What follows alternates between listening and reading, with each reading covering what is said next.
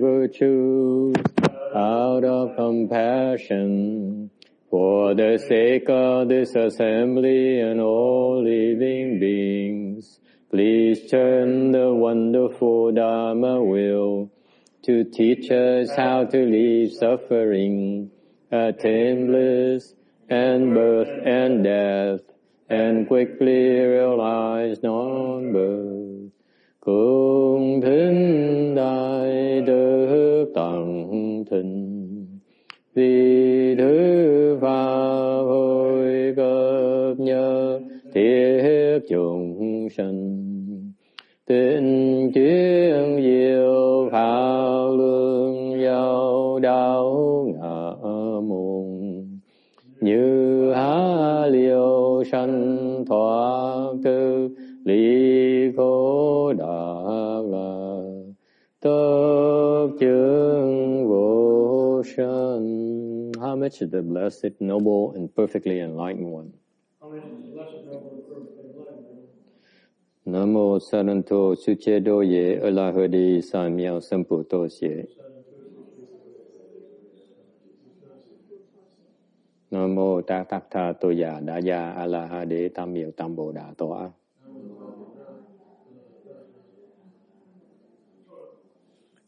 The unsurpassed, profound, subtle, and wonderful Dharma in 100,000 million aeons is difficult to encounter.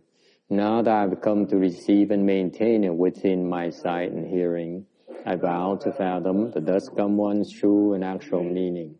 Wu shang sheng sheng wei miao fa bai jie wan jie nan zao yu wo jin jie we zhe shou chu Yuan jie ru lai zhen shi yi. O Buddhas and Bodhisattvas, Venerable Sixth Patriarch, Venerable Shenhua, Venerable Sanghas, and good no advisors, Amitofo. 诸佛菩萨、六祖、师父、上人、各位沙弥、各位善知识，阿弥陀佛。Chư Phật Bồ Tát, kính thưa lục tổ, Hòa thượng Thiên Hóa, quý thầy và quý các vị thiện tri thức A Di Đà Phật.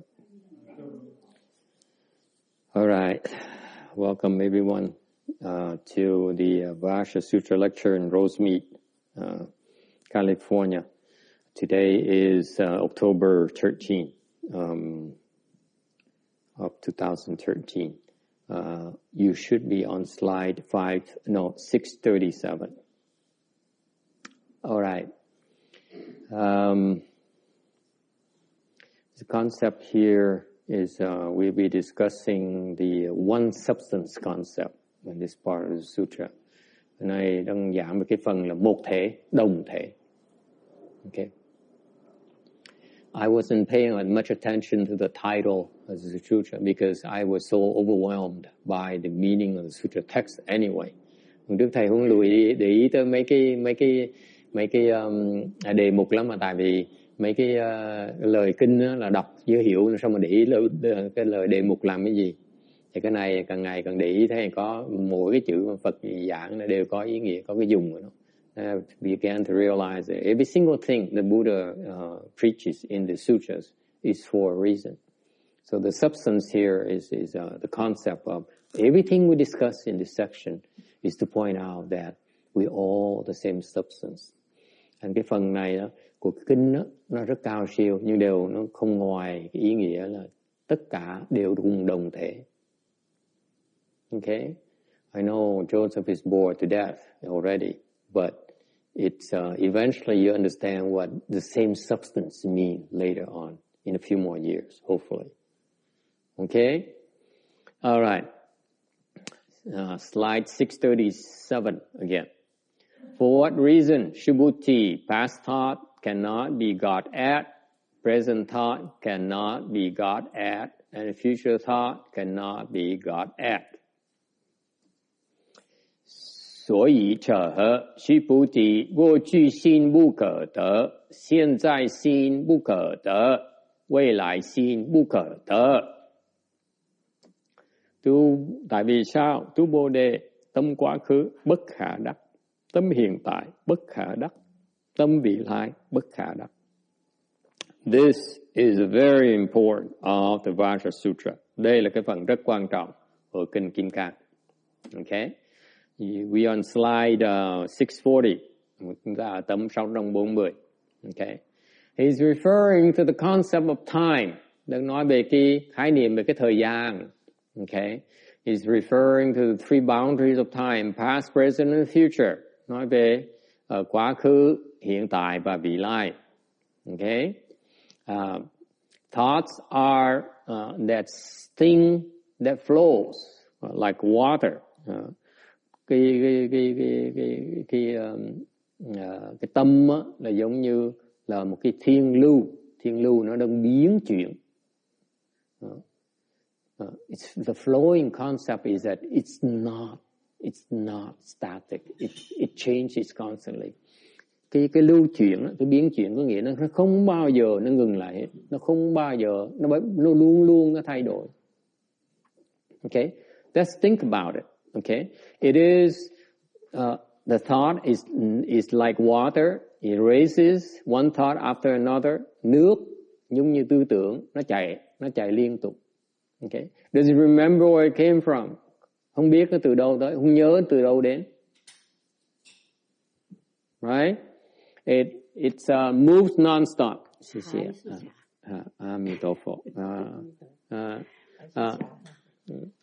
Nó không có ngừng. Nó không bao giờ ngừng hết. Okay? This is the fundamental nature of the human existence. Đây là cái đặc tính của cái cuộc sống của nhân loại. We're constantly moving. Mình cứ liên tục mình chạy. Okay? We don't know where we came from. Mình không biết mình từ đâu đến. We're just running. Mình tiếp tục đi. Ask where we're going, we have no clue. Hỏi là mình chạy đi đâu vậy? Mình không biết chạy đi đâu nữa. Where are you going? I'm ask you. Thầy hỏi cái vị. Where are you going? Could someone please tell me? Có ai trả lời gì cho thầy được không? Quý vị đang đi đâu? Where are you going? Does anyone know where you're going?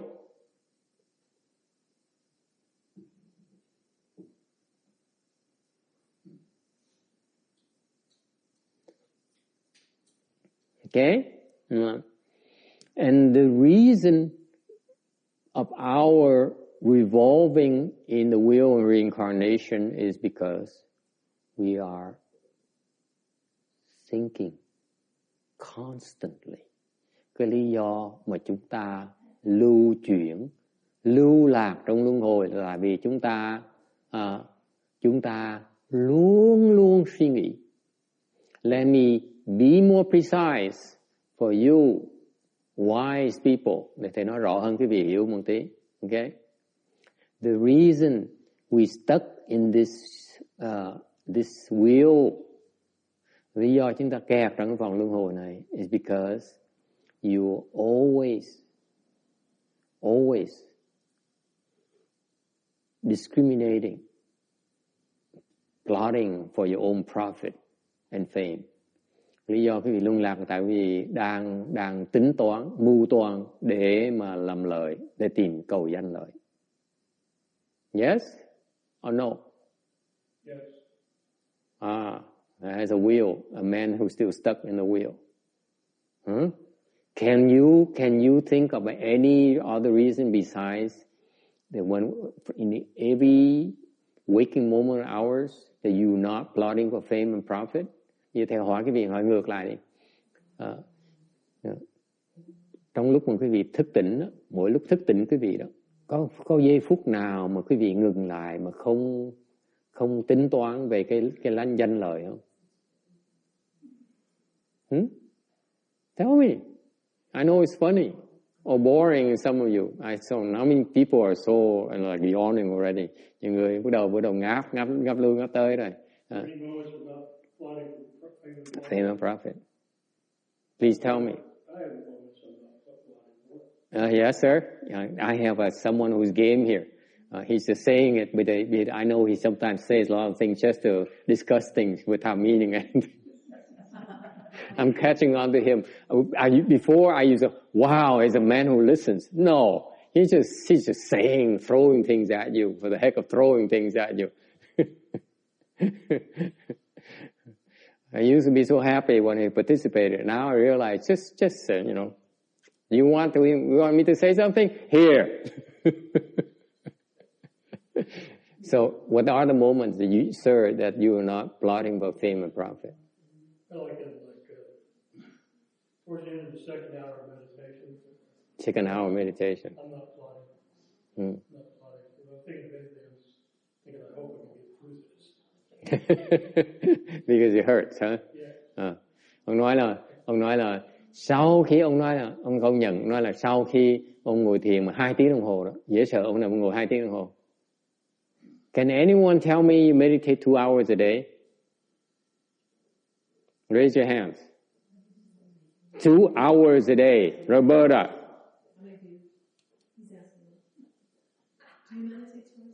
No, of course not. No.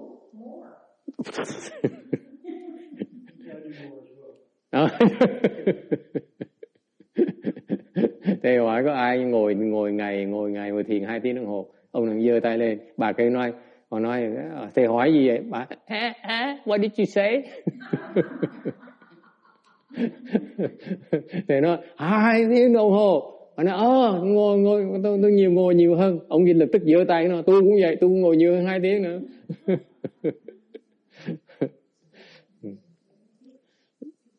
Hôm nay ông nói ngồi 2 tiếng đồng hồ một ngày.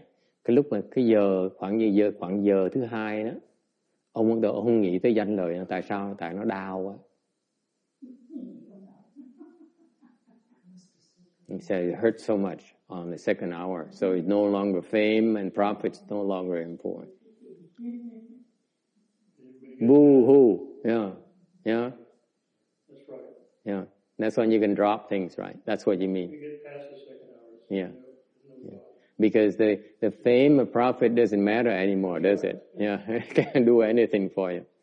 The reality is that the same thing when you die. What is it going to have? What is it going to do for you? That's a mini environment for you right there. Tại thầy nói cái này là quý vị phải biết ơn lắm, tại vì ngay cái lúc mà quý vị ngồi đó mà chân nó chịu không nổi nữa, có nghe rõ không? Chịu không nổi nữa, thì lúc đó mình nhớ lại lúc mình chết nó cũng như vậy đó. Cái tiền với cái tài với cái danh cái lợi nó có làm gì được cho mình nữa không? Hoàn toàn nó không có làm gì được hết. Lúc đó bao nhiêu tiền cũng chừng nữa thôi, mà nổi tiếng chừng nào cũng chừng nữa thôi, mình cũng chịu thôi. Mình phải bỏ mình đi, mình phải chịu trận nữa. Because when that time comes, all you can do is nothing. Just like water flowing, you keep on flowing. There's nothing you can do. You can't stop. Nhưng nước nó chảy, quý vị không nào ngừng lại được, không cách nào ngừng được. You can recite mantras and so on, but by that time you're so frightened. Lúc mà chết quý vị sợ không thể tưởng được. You're so frightened. Trust me, at that point in time, you are frightened out of your wits. Nó khiếp dễ sợ. Sợ dễ sợ lắm. Why? Are you so afraid? Huh? Why? Roberta, why are you afraid? Because of the unknown. Mình biết mình ra sao nữa. What you know, life as you know right now is known. You're comfortable. Yes, you have a fight with your wife. But you know what you're fighting. And how much you hate her. Okay?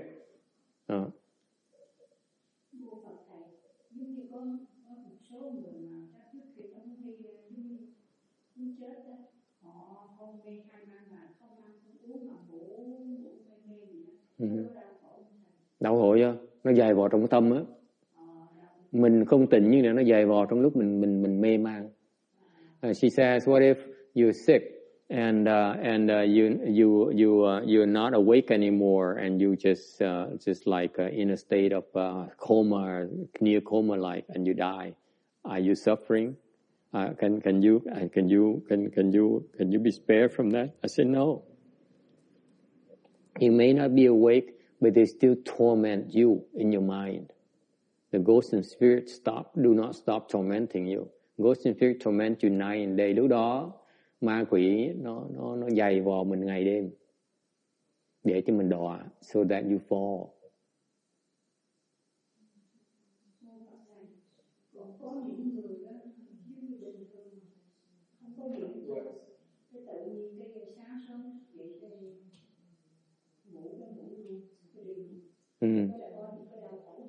Không đau, thưa mấy người đó không đau khổ. So she says, what if a person gets up in the morning and then no pain, no suffering, and then all of a sudden, and then they lie down and they die naturally. She asked, are they in pain? I said, no, they're not. No, not in pain. Yeah.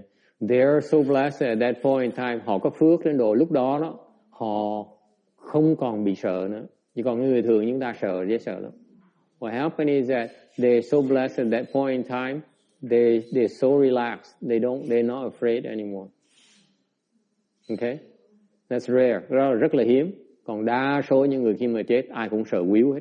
I tell you, the overwhelming majority is that we all fearful. Ai cũng sợ hết. Hiếm người mà không sợ.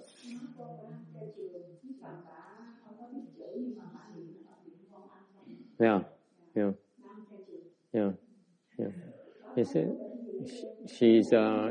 Her mother is illiterate, uneducated, but she recites. She's a vegetarian, and then she recites one yin and Bodhi under Buddha's name. Yes, sir. Well, I think I had some experience of the state when I was in hospital and I was really very near to dying. Yeah. Once. Horrible stuff kept coming into my mind. Oh, yeah. I was trying to fight against it. I was rejecting it, but it kept coming. Yeah. Kept coming. They non-stop. It was on it for a long time. It's non-stop.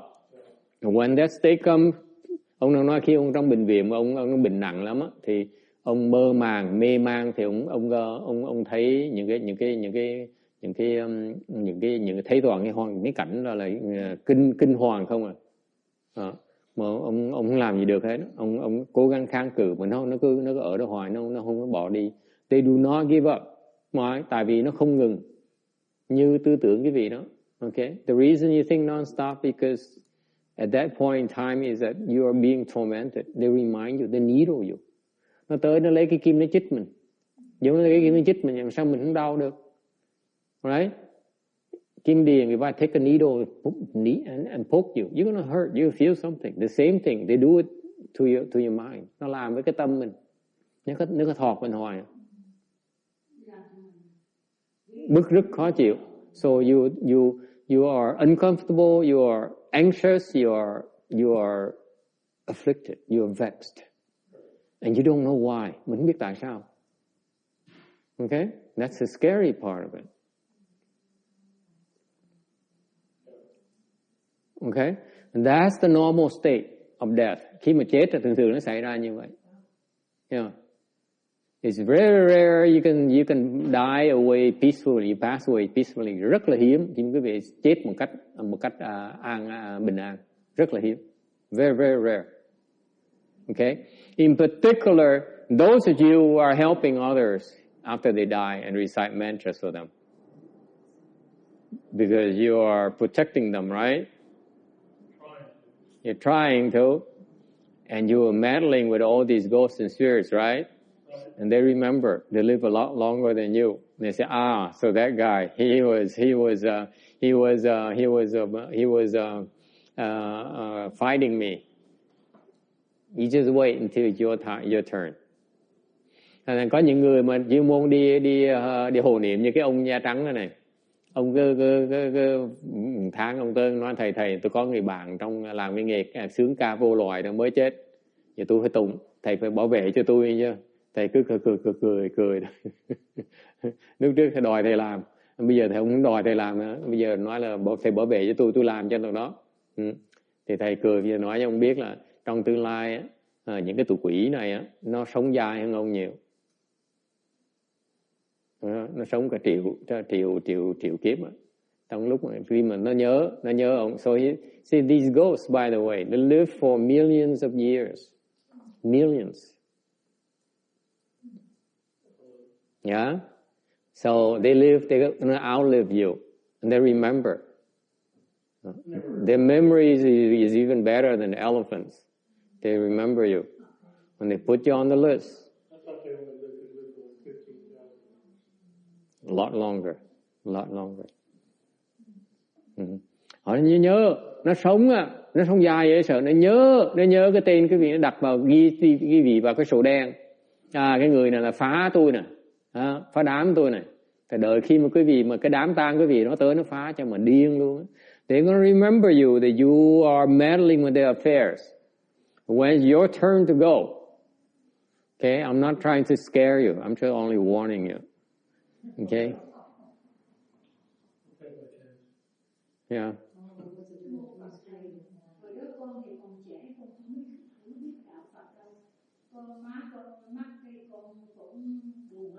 Cái con tắm lau mình cho bả, cho con thao quần áo cho bả, mà thấy mình mẩy thì lạnh ngắt. Sao mà cái đầu với cái trán nó nóng? Tôi nói ủa má, tôi sự thật má tôi mới có đi chưa ta? Sao mà chỗ nào cũng lạnh, sao mà cái đầu thì nó không có lạnh? Ông suy nghĩ gì thôi mà con không biết cái gì hết trơn á. Hai quần áo xong hết. Coi giờ chiều khoảng 5-6 giờ, chết sáng sớm mà tới 5-6 giờ mới niệm để vô cái hồn gì, cái Việt Nam làm vậy mà. Còn mấy ông thầy lợi niệm mà mấy để vô hồn, trời ơi, bà này bà chết sao mà giống như bà sống như ngủ như mặt mày sao hồng hào đẹp quá, không giống người chết. Cái bà mấy ông nói má cô chắc hồi xưa tẩm bổ bà nhiều lắm ha. Bà chết thấy bà hồng hào quá, không giống người chết. Tôi cười tôi mới nói gì ăn chay mà có gì tẩm bổ, không có găng nữa, toàn là ăn cháo mềm không, cũng giống như bà cụ của không xanh hô dê gì đó. Ăn cháo không à. So he says here, má tôi lần sau sao mà cái đầu nó nóng. She related that the mother, when she passed away, she's a vegetarian and recited one yin name and Buddha's name for a long time. So when she passed away, she would take a damp cloth and wipe her body. Okay, đợi mấy tiếng mới chùi. Khoảng 9 giờ tới chiều 4-5 giờ mới chùi bà. Mới không phải mới là tôi chị bả mắt rồi tôi một tiếng sau là tôi lau sạch sẽ. Okay, so she said after her mother passed away, an hour later, within an hour, she would take a damp cloth and wipe her. Okay, and then she saw that everything is cold except for the forehead, which is still warm. And then the people come over and look at her and said, "Oh my goodness, she looks like her face is so pinkish. The complexion looks so good." And so as if she's still alive. And so they wonder if you must have given her a lot of ginseng and a lot of nutritious food. That's why she looks so healthy. Okay, so that's her experience with her mother. Okay, bà được lên cõi trời thấp. I explained to her that her mother made it to the heavens, lower realm, very low realm heavens.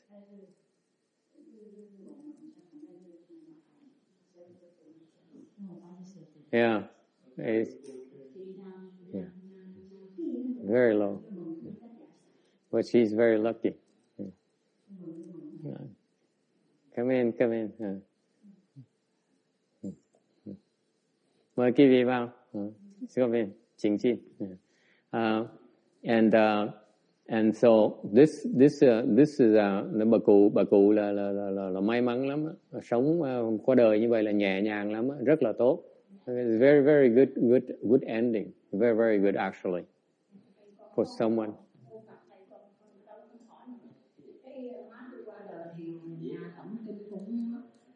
Bao nhiêu bộ kinh lệnh động cũng là 7 ngày 7 đêm. Kêu bằng 12 tiếng nguyên ngày có một gọi cái độ khi tặng quà. Nhưng mà Con bà nói mình không có biết đạo của thầy, cũng không biết cái gì đó. Má tôi ăn chay tôi theo má tôi ăn mấy ngày thì thôi, không biết gì đó. Cái bà nói không sao, là con dễ phải nấu, con thì uống chay không à, phải làm con heo để mà cúng bả, trả lễ trả công ơn cho bả. Cúng chay không thì làm con heo thì sao? Tôi phải trả lễ cho bả. Cái mình cũng chưa có biết kỹ thôi, về nghe bả nói thì mình cũng làm con heo cúng bả.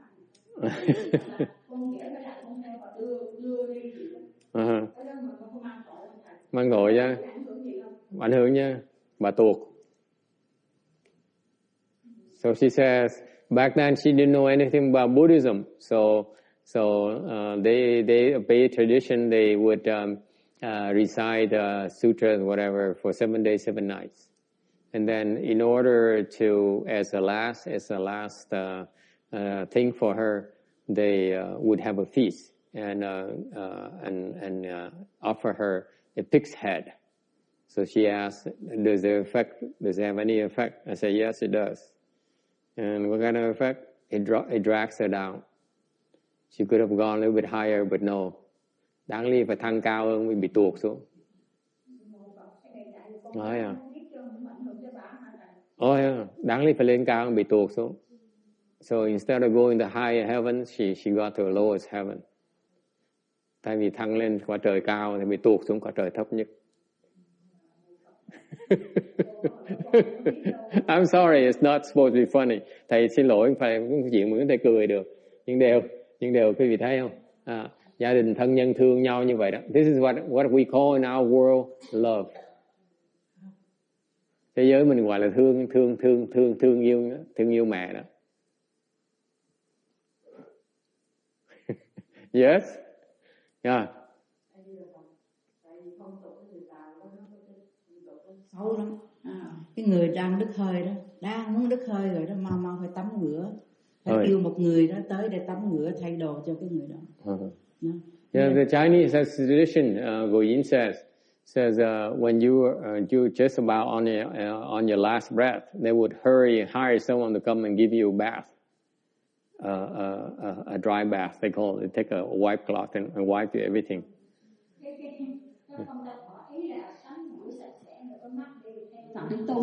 Yeah. And the meaning is that you cleanse yourself so that you can go over to the Buddhas.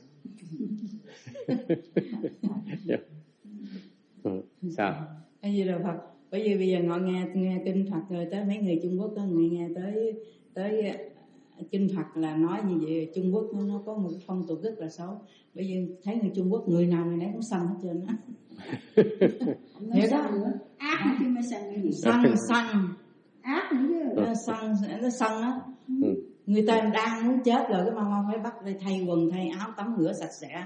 Rồi mới cho người ta đứt hơi để người ta nó là đi để cái đi cái khỏi tốt, chừng nó chắc nó đau đớn mà nó sân si nó giết mình còn không kịp nữa mà. So he said cái vô minh của mình đó.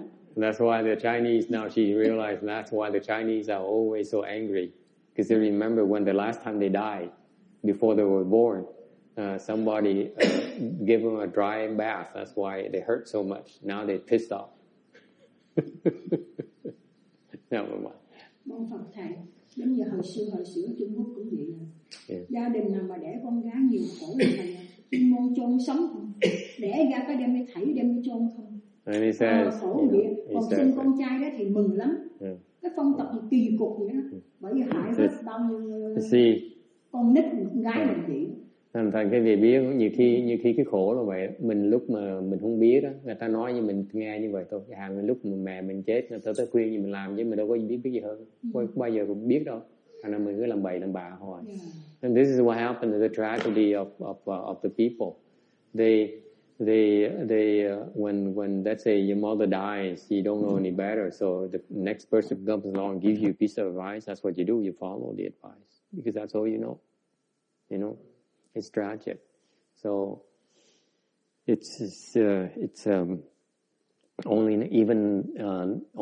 in Buddhism, only Mahayana will have a clear explanation of what happens. Quý vị biết không? Quý vị là may mắn lắm đó, mà quý vị tạo cái duyên cho người khác ta hiểu được cái pháp chết đó. Mình giảng cái pháp chết nó tường tận vậy, sợ nó cặn kẽ lắm, đúng không? Cái chùa này giảng rất rõ ràng, quý vị biết không?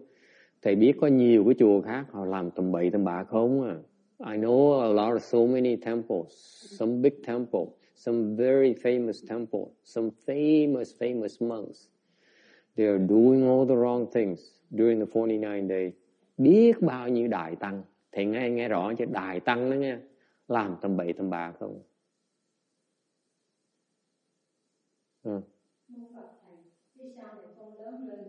Con thấy kỳ quá, cái phong tục này nó vô duyên, chuyên môn giết mấy nhỏ con gái mới đẻ ra cái đêm giết chết hết. Cái con mới hỏi tại sao cha mẹ mà dũng tâm quá chừng. Cái má tôi mới kể hồi xưa, tại vì cái phong tục của Trung Quốc nó kỳ lắm. Nuôi đứa con gái là coi như là nuôi lỗ suốt một đời con gái. Con người ta cho nên 18 tuổi lấy chồng, vừa phải không, những người nghèo thì không có cái gì mà cho nó làm nữ của hồi hôn á, thì qua bên đàn trai nó ăn hiếp giống như cái gì, giống như chó đẻ vậy đó. Còn mà có đó phải bán ruộng, cầm ruộng đồ đem tiền cho nó để mà làm của hồi hôn. Thành ra để nó lớn lên nó qua nó cũng hầu bên đàn trai, mà hầu tới người này tới người kia. Thành ra họ suy nghĩ như vậy, họ buồn quá, chẳng hạn từ nhỏ không nuôi không giết luôn. She's talking about something very personal, and that's very cultural, very Chinese. In China back then, when you give birth to a girl, you bury them alive. It still is the case right now in India, and sometimes in China as well. They bury them alive. Oh yeah. See, all the Chinese girls you see here today are the one who escaped that fate.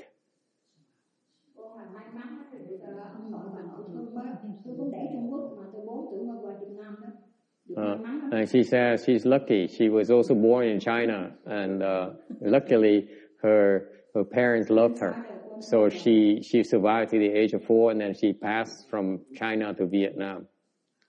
Okay, but anyway, what happened is that they don't like the girls because it's considered someone else's daughter. You have to raise them until they get married. Okay, once they get married, you need to sell your rice paddies and your house and your jewelry in order to give her a dowry. Because you don't give her a dowry when she goes over to the husband's family, okay? They will mistreat her because she's only a burden. They have to raise her. They have to take care of her until the day she dies. See, that's a rationale. So you have to give them a dowry, okay? And if you don't give them a dowry, they will treat her like a slave. And even so, you go over there and you're supposed to please every single person. You know, I heard of that girl who went to a Japanese family. Okay.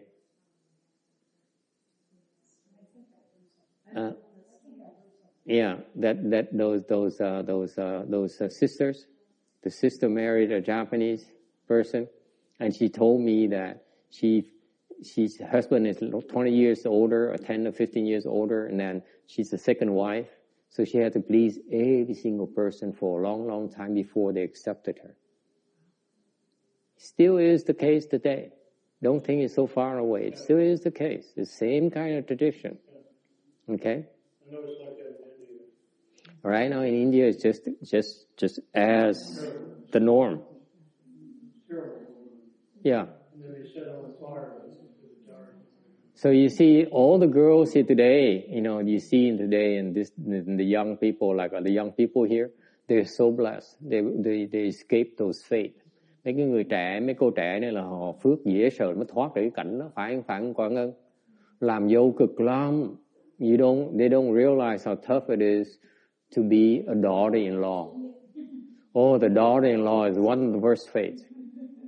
Here, these girls here, their husband pleased them to death.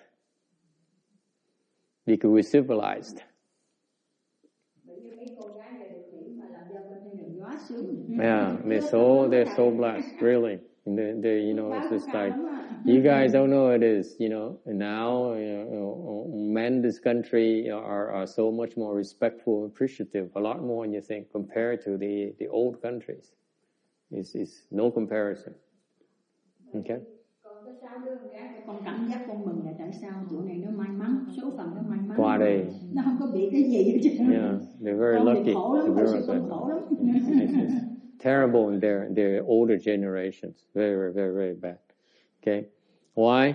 What's so great about revolving the wheel? Khi mình nghĩ qua luân hồi có gì vui đâu. Okay? And the one thing, the scary thing you can all look forward to is the time of death. Anything could happen. Lúc mình sống được cực khổ như vậy rồi, khi mình chết nó còn nguy hiểm hơn nữa. Mình không biết chuyện gì nó sẽ xảy ra hết. Mình không biết được. No one knows. Okay? No one knows what's going to happen. That's the scary part about death. No one knows. Không biết trước được. Okay? Next slide, 641, going back to the slide, trở lại cái tấm 641. Okay, the past has already gone, okay, it's no longer here. Cái quá khứ nó đi qua rồi mới gọi là quá khứ.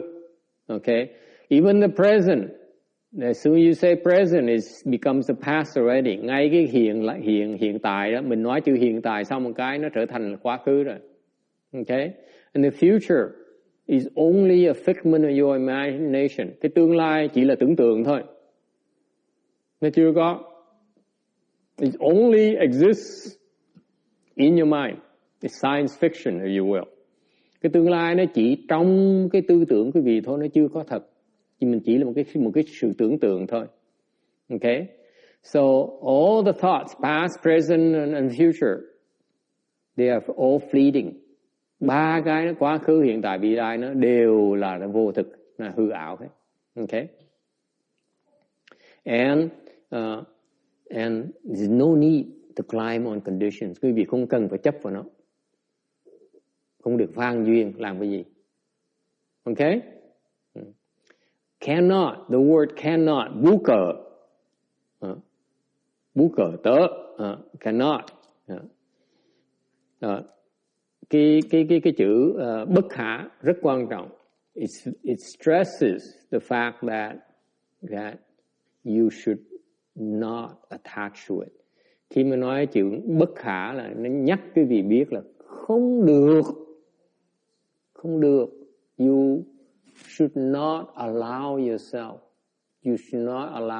to be attached to it. Okay? Bất khả là không được chấp vào nó. Okay? What it means? Stop thinking. Please stop thinking. Please tell me why do you keep on thinking day and night, Anna? Thầy hỏi quý vị, tại sao quý vị cứ suy nghĩ ngày đêm vậy? Jimmy, why are you thinking constantly? Because you like it. Because the force of habit, ta suy nghĩ liên miên hoài vậy. Tại mình quen cái thói này. Right? Suy nghĩ hoài à. You realize you're thinking during your waking moments. Quý vị mỗi ngày khi mình mở mắt ra khi bắt đầu suy nghĩ liên miên phải không? Every time you open your eyes, you start thinking right away, right? Even way before you open your eyes, you say, "Oh, it's time to get up. It's time to get up. Oh my God, this is going to be a bad day." Mình trước khi mình mở mắt mình bắt đầu suy nghĩ mình phải thức dậy. Mình thức dậy rồi là phải lo đi nấu cho ổng, phải lo soạn điểm tâm cho ổng, không thôi ổng than phiền nữa. And you say, I better cook something for my husband because he's going to complain that he's going to eat the same thing over and over again. Yesterday, the last 3 days, always eggs, sunny side up. 3 ngày vừa rồi là ăn là chiên trứng. And he started to grimace now. Aren't you glad you're not married? Okay? Thì vì thấy không? If you know that the past, the present, and the future cannot be got at, why do you keep on thinking? Cái gì rõ ràng Đức Phật nói là quá khứ bất khả đắc, hiện tại bất khả đắc, tương lai bất khả đắc. Tại sao quý vị suy nghĩ làm cái gì? Please, would someone explain to me why do you keep on thinking about the past? Why do you keep thinking about the present? Why do you keep on thinking about the future, Jimmy? Why? Why? You don't know how to stop. See, he talks to girls. I can't help myself, he says. Mình ngừng không được.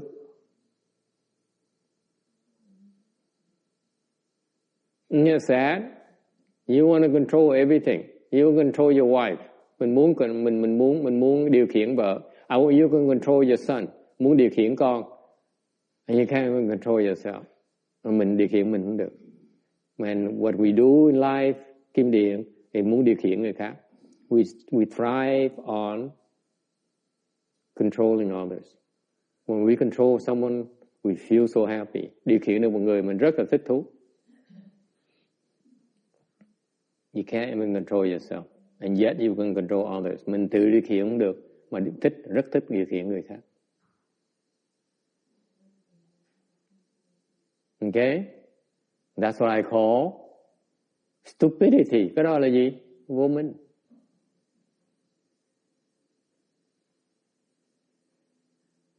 Yes? Okay. Stopping the mind, an anecdote. Kể cái chuyện mà ngừng cái tâm lại. Okay.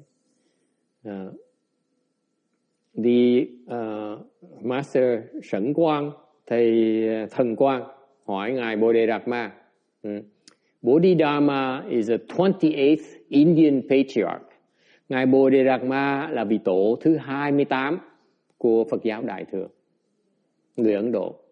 Khi mà ngài qua bên Trung Hoa thành người tổ thứ nhất ở Trung Hoa. So when he came to the West, to China, he became the first Chinese patriarch.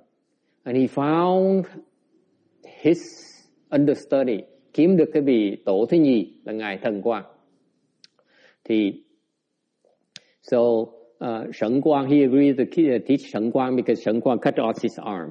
Thì câu chuyện kể là ngài Thần Quang, ngài Bodhidharma thấy Thần Quang thành tâm because Sẩn Quang proved his sincerity by cutting off his arm. Okay? Tại ngài Thần Quang chứng minh được cái lòng thành tâm của ngài bằng cách tự chặt cái tay luôn. And that's when Bodhidharma says, if you're that sincere about learning the Dharma, then I'm prepared to teach. Ngài cái bài học rất quan trọng. This is a Chinese tradition, by the way, Anna, not Mexican. Because the Chinese way is that unless you're sincere, unless you prove your sincerity, you will not be taught the big Dharma. Cái pháp, cái đây là cái truyền thống bên Đại thừa, bên Trung Hoa đó. Chỉ sau khi quý vị chứng minh được cái lòng đại thành tâm của mình mới được dạy. Nghe rõ không? Is it clear? Okay. This is how the Chinese operate. I'm Vietnamese. Don't look at me like that. Thầy là người Việt Nam và người Tàu. Okay. Thầy chỉ kể lại cái chuyện người Tàu thôi. All I can relate to you is what I observed from the Chinese. Okay. Okay? They're so tough that unless you prove yourself, you prove your sincerity, you will not be taught. Người Hoa nó khó như vậy đó. Quý vị phải chứng minh cái lòng thành tâm rồi người ta mới dạy. Dễ sợ không? This sets a standard. Vicky, I'm sorry. This is a Chinese patriarch standard. It came from India. It's not even Vietnamese. It says, until you prove your sincerity, I will not teach you. Why is that? Tại sao như vậy? Quý vị phải chứng minh cái lòng thành tâm mới dạy. Tại sao như vậy hả? Quảng Ngân, tại sao vậy? Sao thầy keo kiết vậy? I ask you, why are the Indian patriarchs so avaricious, so stingy? Huh?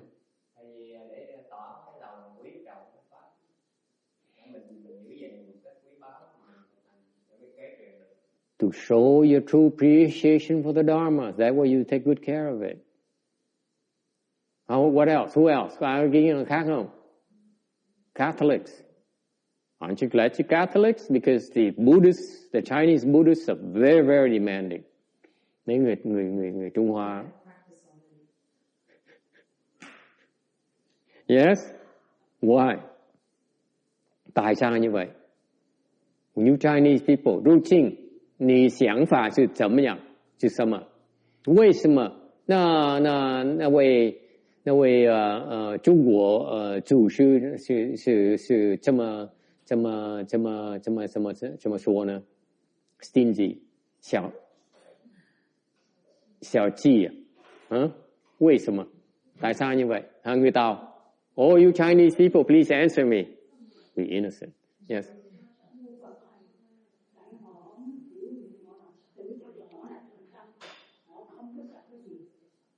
He says, if you're really sincere, you're not afraid of anything.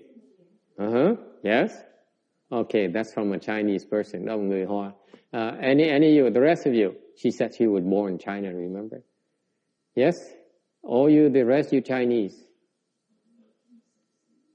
Why? Why is that you have to show your sincerity to me until I teach you? It's a test. Một thử thách. Yes? This guy talks like he's so nebulous. You cannot tell where he's going. Is that he's going this direction or the other direction? You cannot tell. That's why you can tell he's good. He can be a good manager one of these days. He says something, but you can interpret it any way you like. Yes? But the girl says, you cannot have my heart unless you prove your sincerity to me. Do you hear that, Joseph? Never mind. Yes? Tại sao? It's a very important reason. Có lý do rất là quan trọng. Rất là quan trọng. It's so important. Tại sao như vậy? 入境怎么样？对，你是想法跟经义是一样的。是考试啊，考验啊。对。一番考验，不是讨厌。考验，对，也是很讨厌的。为什么？Tại sao vậy? Does anyone know? If you know, I will pay you $100. Now I see no one knows. Bây giờ không ai trả lời thì sẽ trao giải $100. $100. Joseph, do you know? You can buy a lot of flowers with $100, my boy. Yes?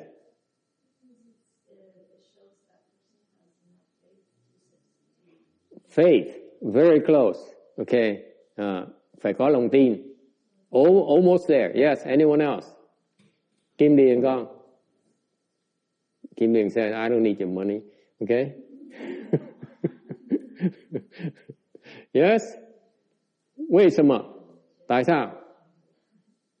It's a very important reason. Rất là quan trọng. Why is that an Indian patriarch? Look at this guy, a black-faced guy. Bodhidharma, just imagine cái gì nghĩ lại. Think about this. Picture this in your mind. A black-skinned monk with all hair in his face. Okay, looks ferocious. Yes?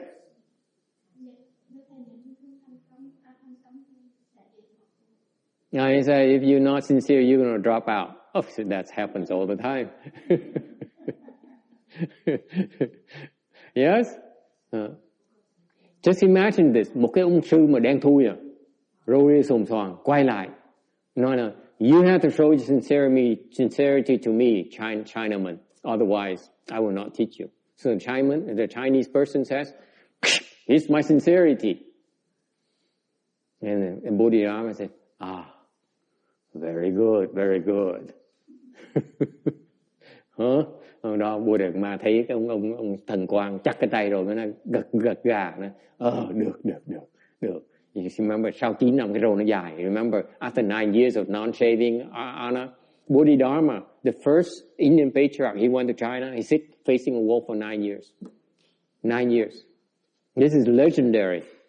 The first Chan teacher from India came to China to teach Chan, sat facing the wall for 9 years. And as a monk, kneeling right behind him for 9 years, said, please teach me. Bodhidharma says, stop bothering me. Okay? And after 9 years, says, what the hell are you doing here? And the Chinese monk says, please teach me how to end birth and death. Bodhidharma says, I'm going to teach you when this nose here, this white nose here becomes red. So, Shen Guang, take out a knife, cut his arm, the blood spew, just like in the horror movies. You know, Friday the 13th, gory movies. And he scooped up a bunch of nose, say, Master, look, this nose is red. Cái gì nghe cái chuyện đó, nhớ cái chuyện đó thì nhắc lại cái gì nghe. Ngày Bồ Đề Đạt Ma từ Ấn Độ qua bên ngồi đến chùa Thiếu Lâm á, ngồi nhìn vào cái tường 9 năm trời. Thì Ngài Thần Quang mới tới xin, mỗi ngày xin nói, Đại sư dạy cho con cách liễu sanh tử. Thì sau 9 năm trời bắt một đời 9 năm đời rồi mới quay lại nói, mày làm gì ở đây? Nói là tại yêu cầu đại sư cứu cho con.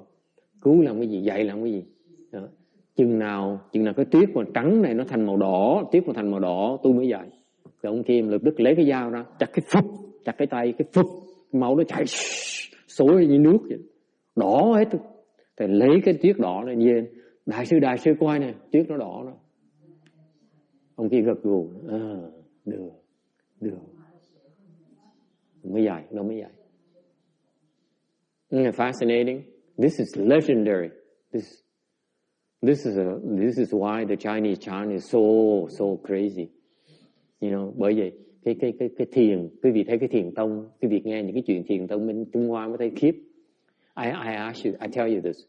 You hear these types of chant stories in China, Chinese chant stories. I never heard anything like that in Korea, in Vietnam, in Japan, in you know, you name it. I never heard anything like this. Thì chưa bao giờ nghe những cái chuyện ngoài cái quốc gia nào khác. You agree? The Chinese are crazy. Scary. Very scary. No. Yeah, you're right. Very, very scary. Some pretty extreme stories. Yeah, it's legendary. This is the kind of mindset you have in order to seek the Dharma. You're willing to go to that extreme to prove your sincerity. Người ta sẵn sàng tới cái cực đoan như vậy để mà chứng minh cái lòng thành tâm của mình. Tại sao như vậy? Why is that? And I feel very bad because the standard is so way high up there. How are we going to emulate that? First reaction I heard of that, cannot be real. How can you sit facing the wall for 9 years? Khi thầy nghe cái chuyện, thành thật nói cái gì nghe. Lần đầu tiên thầy nghe chuyện này thầy không tin.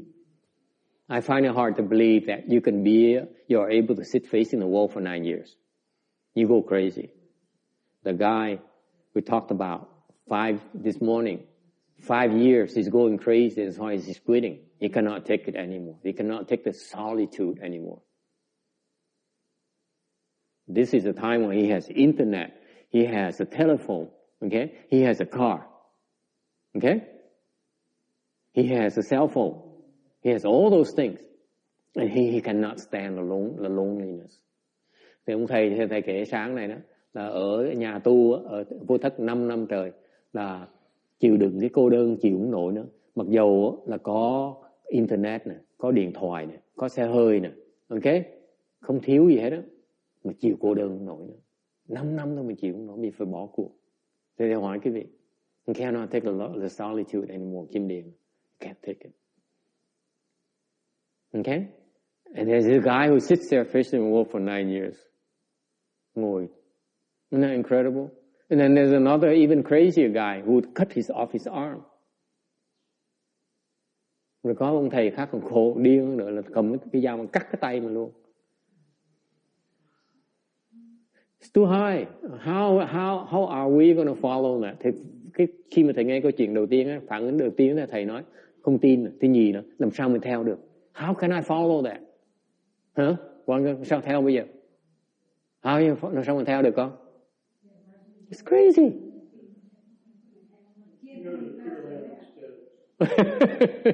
Text has a solution. Back then I did not know about the Pure Land. Hồi đó thầy không tin, thầy đâu có biết tịnh độ là cái gì đâu. Ông nói là bây giờ mình lo về tịnh độ tốt hơn. Thầy nói không có. Hồi đó thầy đọc cái chuyện này thầy không biết về cái tịnh độ. Sao bây giờ? What are you gonna do? You Chinese people are crazy. That's it. I said no. There's no way I can go to this standard. Không cách nào mà thầy theo nổi, đúng không? It's too extreme. Right? Why? Tại sao như vậy? Có thể là cái người đệ tử chứng minh là sẽ hy sinh tất cả để đổi cái học đó. You cannot have a new life unless you prepare to give up the old life.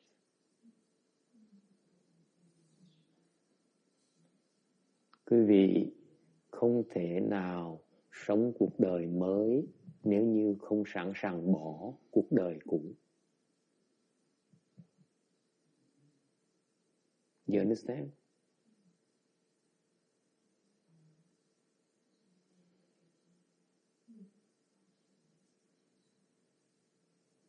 Nói cách khác, có dám hy sinh là không dám hy sinh.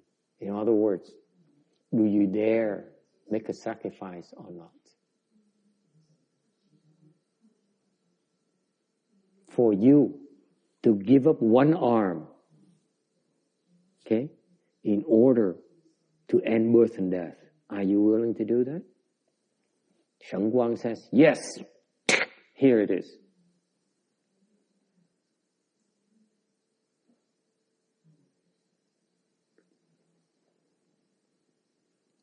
Những cái người như vậy đó tu rất là lẹ mới làm tổ được. Con hiểu? You understand? For those people, if you find such a person, listen to me carefully, all you Caucasians, okay, all you Americans, non-Chinese, that includes Vietnamese like Kim Dien, okay? If you prepare to do this, cut off your arm, then you will accomplish the Dharma very quickly.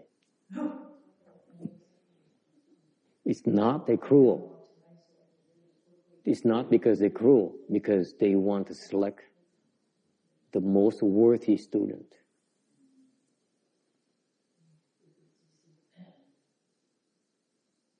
Đây không phải là họ ác, mà họ muốn chọn cái người mà xứng đáng nhất. Cái pháp mà quý báu nhất á, phải chọn cái người xứng đáng nhất mà được.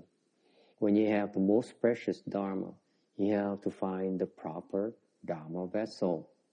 Cái người mà có pháp, bảo pháp á, phải chọn cái pháp khí xứng đáng mới đưa qua được. If you have the priceless Dharma, you have to choose a proper Dharma vessel. You cannot just indiscriminately give it away. Yes?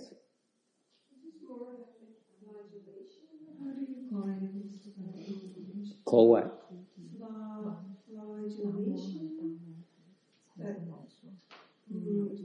They keep themselves in order to try to get more spiritual enrichment. Yeah, it works sometimes. It works sometimes.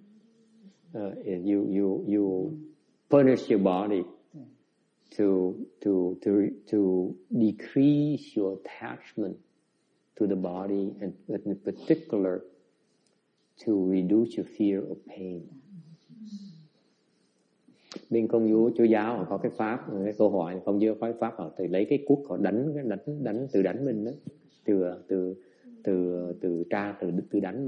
Thì tôi nói cái pháp nó có cái hiệu nghiệm nơi tại nó giúp mình bớt cái chấp trước vào cái thân là chuyện thứ nhất. Cái chuyện gì quan trọng hơn nữa là cho quý vị, giúp quý vị bớt sợ đau. Cái sợ đau là cái nó rất là thầm kín.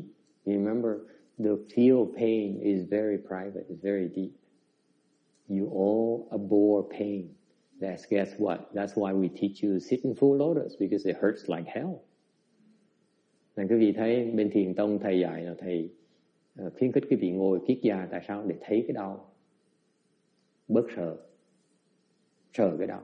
So as the longer you sit in full lotus, the less fearful you are of pain. That's when you're in a better position to deal with death. Quý vị bớt sợ đau mới có thể đối phó với tử thần được. The only way for you to be able to confront death is when you're not afraid of pain. Lý do duy nhất mà quý vị, cái điều kiện rất quan trọng để giúp quý vị có thể đối phó với tử thần là bằng cách không sợ đau. If you're afraid of pain, you cannot handle death. Quý vị mà sợ đau, quý vị không thể nào đối phó được với cái chết.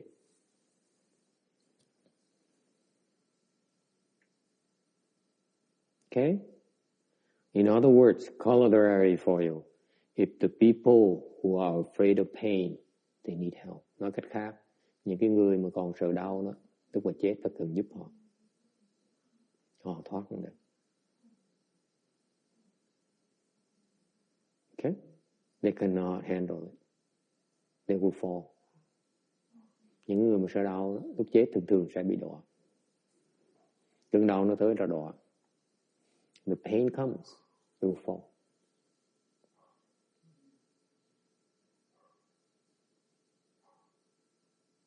Okay. Any other question? Ai thắc mắc gì không? Okay, so this is why the Chinese are extreme, bởi cái người bên tổ sư, người Hoa rất là đòi hỏi nhiều, đòi hỏi rất là cao. Tại sao vậy? Tại vì một khi người ta mà sẵn sàng hy sinh hết tất cả rồi, dạy gì là tu xong ấy. Because once you prepare to sacrifice everything, you prepare to die, then your new life, your life of wisdom can come, can take over very quickly. Một khi mà quý vị sẵn sàng chết á, thì cái huệ mạng quý vị nó bắt đầu sống. Quý vị sẵn sàng hy sinh hết tất cả rồi, thì cái huệ mạng nó mới bắt đầu sống được. You understand that? Unless you prepare to sacrifice everything, your wisdom life cannot begin. Your true wisdom life cannot begin. Yes. Can also this be interpreted as not necessarily a physical part of the body, but also it could be a life bad habits or yes, all those things. All of those things can. It's a mess. Something that you would need to. It's a mess there. You want to look at it in every way. It's a mess. You can slice it any way you like. It's like fear. It's like attachment. It's like pettiness. It's like jealousy. It's like all those. It's a big mess. And you still hang on to any of it. You're not willing to let go. Okay? Then you cannot move on to a higher plane. Right? Is that obvious? Right? So that's why all these people say, I'm willing to do away with all this big mess all at once. How quickly they're going to make progress? Very quickly. Because right now, you and me, we have to sit there and say, okay, I think I want to be petty, but I don't want to be jealous anymore. I don't want to be greedy anymore, but I'm petty. I accept I'm petty. Okay? That kind of thing. So we pick and choose as part of the process of cultivation. This guy, Sheng Wang, the second patriarch, he says, I'm done. I throw all of it away. I don't care. Does it make sense to you, Roberta? Roberta now is so attached to her couch. Yeah. That's the only piece of furniture she has in the living room. Okay? So you see, this woman is very attached to her couch. Okay? You cannot accomplish the way you attach to anything. Okay? Quit annoying me, she says. She attached to face. That's my proof. It's not the couch, it's the face I'm getting at. You see? Stop annoying me. Stop embarrassing me. He wants a couch up in the where the Shariras are, up in that room. He wants that couch. Okay. So you see, already gave him one on Florida. Now he wants that up there. Okay, take it. I don't care. Speaking of face, don't ever make your teacher lose face. So anyway, so after, he's going back to 642, we move on from the couch thing.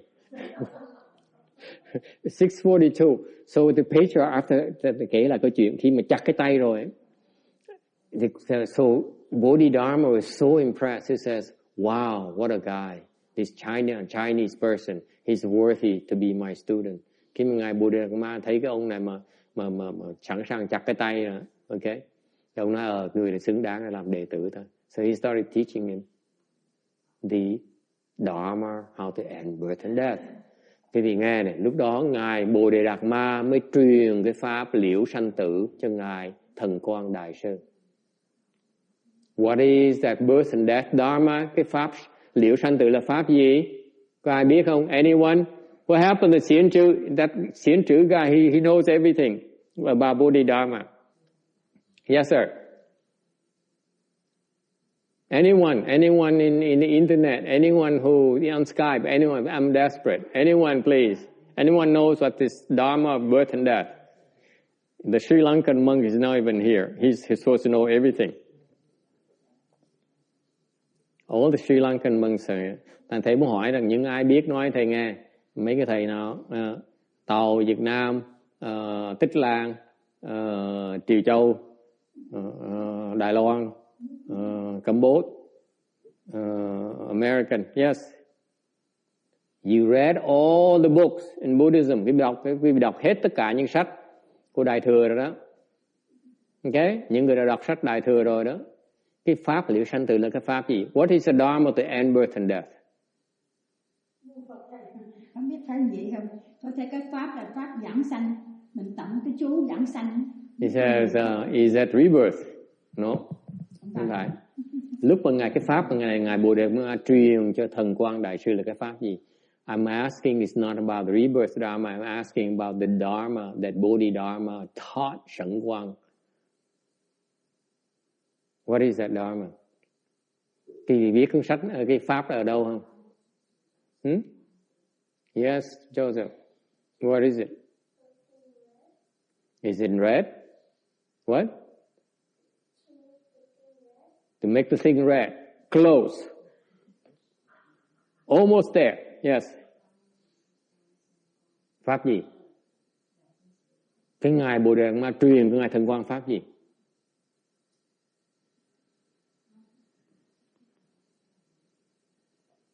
Huh? Yes. What? To teach him. Getting closer. Yes. Cái pháp phải kinh không thầy? Phải đặt một kinh không? Is that a sutra? No, không phải kinh. Anyone? Tại vì ngoài giáo biệt truyền mà. This is outside of the teaching. Đây là cái pháp thiền. This is a chant dharma. It's outside the teaching. Nó ngoài giáo biệt truyền. Đó, cái chữ ngoài giáo biệt truyền ở chỗ này. This is why this is 教外别传. Okay, this is one of một mấy cái tông chỉ của thiền tông bên Trung Hoa đó là ngoại giáo biệt truyền. Ngoại giáo biệt truyền. Giáo ngoại biệt truyền. Giáo ngoại biệt truyền. Yes. Anyone? This is the beginning of the Chao Ngoại Bể Choán. Cái này là cái bắt đầu của cái ngoại giáo biệt truyền. Does anyone know? Oh my God! You erudite people don't even know. Những người đã nghiên cứu Phật giáo đã mấy chục năm rồi. Yes. Còn gần sao? Anh gì đâu không biết phải không thầy? Tại cái truyền cái giáo cho Ấn Quang là Thần Quang. Là ẩn giác ngộ mới truyền được cái pháp đó, những không giác ngộ đâu có truyền được. He says this guy must be enlightened before he can teach it. That's right, đúng. Nhưng cái pháp gì? Cái pháp gì để giúp cho ngài Thần Quang? Anyone? Janice, what is it? Giác ngộ mới truyền được thầy. Leave me alone. Yes. What is it? If you can see there's no birth and death, then what is there to end?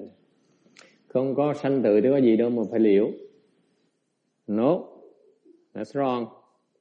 That's intellectual. Nếu nói là Nói là nếu không có sanh tử thì có gì đâu mà liễu, thì cái đó là đáng suy nghĩ. Là chết. Wrong. Yes. You're still thinking. See, King Điền now is interested and said, wow, finally he's beginning to teach the chanting. Cô King Điền bây giờ có nói là thầy bắt đầu dạy thiền tông này. Anyone?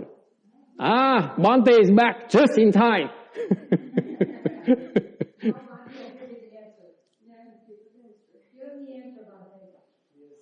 Yeah. Just for your information, we're talking about the fact that Bodhidharma, the Indian patriarch, came to China and he met with second patriarch Sheng Guang. And then Sheng Guang cut off his arm and said, I'm sincere, I want to learn. I'm willing to give up my arm to learn your Dharma. He cut off his arm.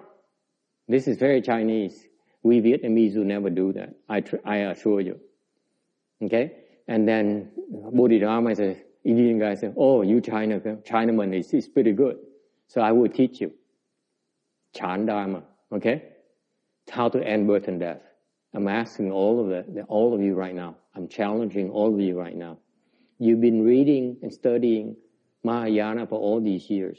Okay? Practicing Mahayana all these years.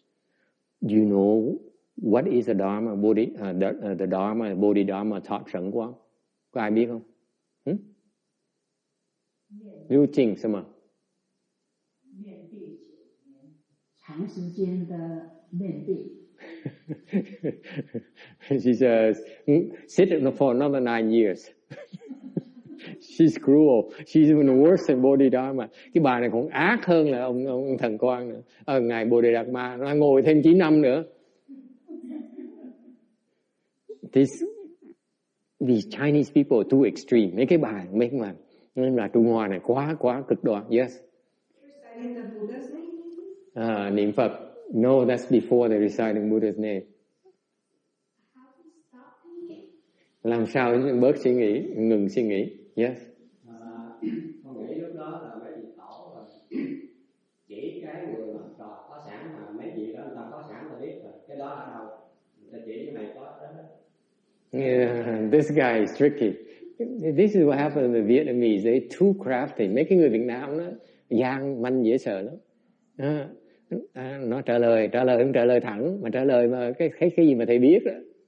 Basically his answer is that he says you teach him something he already knows. It's like my answer is what you already know, master.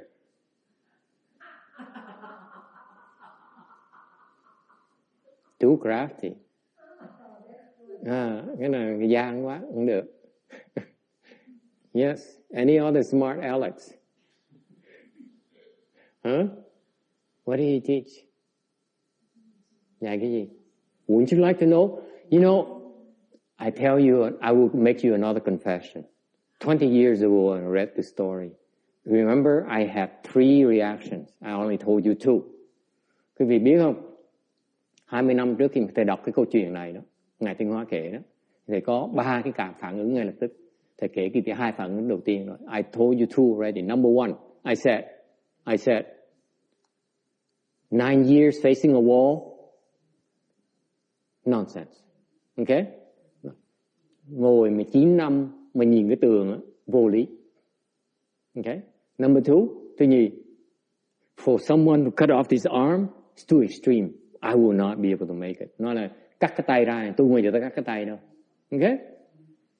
Remember, this is 20 years ago, cái này 20 năm trước. Remember, okay?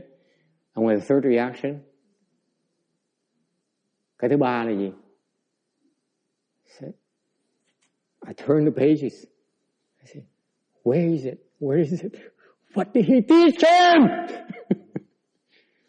Thầy giận dễ sợ, thầy nói, Ngài dạy cái gì vậy? I put out all the stories. At least tell me what Dharma he transmitted. Thầy cứ giận, thầy nói, thầy đọc hết bao nhiêu thì giờ rồi, tại sao không biên cái pháp mà ngài truyền? Yes, xiên chê. Wouldn't you be offended? Wouldn't you be offended? All this work, you get me all worked up. I couldn't believe it. I cannot do it. What Dharma? What is the Dharma?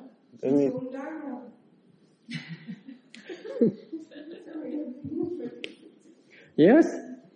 In the slide, refer to it. He tells them, just bring me your mind. Just look straight at the nature. Look straight into your own mind. Another crafty guy. Một người gian khác là nói là cái tâm nói là chỉ cái tâm tôi bình cho. Cái này ông gian nó nhìn cái câu trả lời thì nó trả lời.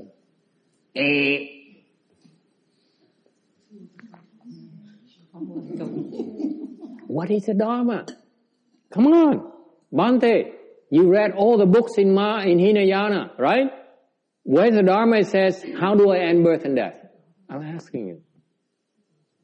Thầy hỏi thầy Tích La đó, thầy đã từng học hơn 10 năm, gần 20 năm tất cả pháp của nguyên thủy rồi. Cái chỗ nào nó nói dạy cái vị làm sao liễu sanh tử đây? Where does it say this is what you do to end birth and death? If I want to cook rice, right? Says first you take rice, you pour some water, you wash it.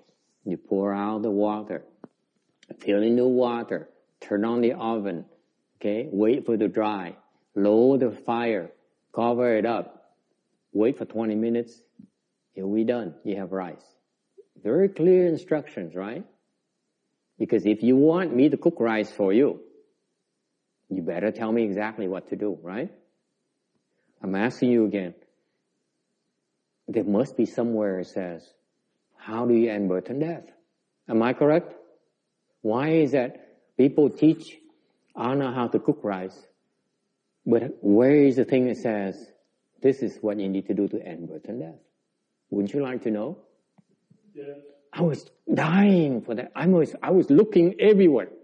I said, where? So I couldn't find it anywhere in the book that Master Shenhua explained. So I read another book. I keep that in mind, back in mind. Where is that Dharma? Why didn't they translate it from Chinese to English? Thầy thắc mắc dễ sợ rất lâu. Thầy nói, cái pháp là ở đâu? Tại sao họ không chịu dịch ra từ tiếng Tàu ra tiếng Anh? Okay? Thầy đi kiếm, đọc tiếp, đọc hết. So I read all his books. I was such a sucker. So I read all the books, hoping I will find it. Thầy đọc hết tất cả những sách khác để hy vọng thấy được cái gì nó ở chỗ khác mà họ dịch ra. Đấy. Couldn't find it.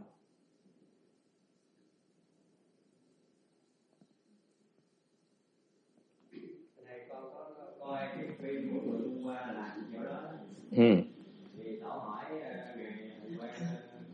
ông cần cái gì thì ngài Trung Hoa mới nói là tại vì trước đó là ngài Trung Hoa rất là bị nay nghe rồi tất cả nghĩ lung tung. Ngài chịu nổi thì ngài hỏi Tổ nói là ngài Trung Hoa mới nói là cái tâm con có ai khổ quá thì nó ngày đêm nó là thành Tổ đưa đây tặng cho người kia kiếm không có. Vậy tại sao người nói kiếm không có người nó não hại người? Vậy tức là ngày kia nhận ra là cái tâm nó đâu có như thầy nói nãy giờ quá khứ hiện tại vậy là không có bất khả, cho nên ông cái ngày tập nhị tổ ông ngộ ra cái đó. Rồi cái tổ mới nói là ta an tâm cho ông rồi đó. Ông thầy mới nói bác present future possible. Yes, Anna. Well, the mind has to be pacified. Then it has to be the emptiness. So to provide emptiness. I'm asking you. You read the same line. I ask all of you. Là người ta cứ nói cái câu nó trong cái tấm 642. Everyone keeps on pointing to slide 642. Just bring your mind to me and I pacify it. That's what Bodhidharma said. Everyone keeps on referring this. It says, so I'm asking you now, if this is the Dharma, how come you read it and you haven't ended birth and death yet? Ai cũng nói thầy là cứ đem cái tâm này tôi bình là cho ông á. Thầy hỏi cái vị, nếu cái pháp là như vậy thôi, tại sao quý vị đọc cái này mà cái quý vị vẫn chưa liễu sanh tử được? Has anyone ended birth and death yet? Có ai đã liễu sanh tử chưa? You've been looking and staring at this for half an hour. Quý vị đã nhìn cái này cả nửa tiếng đồng hồ rồi, đúng không? Đọc cái này nửa tiếng đồng hồ rồi. Có liễu sanh tử được chưa? You've been staring this for half an hour. Has any one of you ended birth and death? Raise your hand. Have you?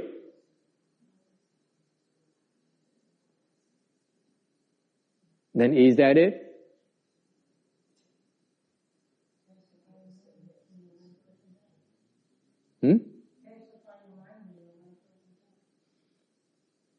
Have you? Have you? So it's not it, is it? Yes? Like, these instructions are specific for the second patriarch, right? I mean, he's been kneeling there for 9 years. He's in a certain state, and Bodhidharma knows what to say to help him right then. But it's not going to just apply to us where we're at. So maybe it's part of it. You need the good knowing advisor that knows what to tell you at the right time. Excellent. You kneel there behind him for 9 years.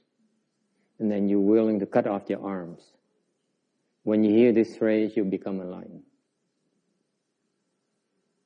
It's very easy. That's why I understand. Sau thầy mới hiểu được. Quý vị ngồi á, quỳ 9 năm trời. You kneel 9 years. And then you cut off your arms. And then someone happens to come along, Jimmy, and says, "It hurts, huh? Show me where it hurts. Show me where the mind hurts." You become enlightened. You get it? You get it? It's all this together. It took 9 years to get there. Thì 9 năm mới tới được cái cảnh giới đó.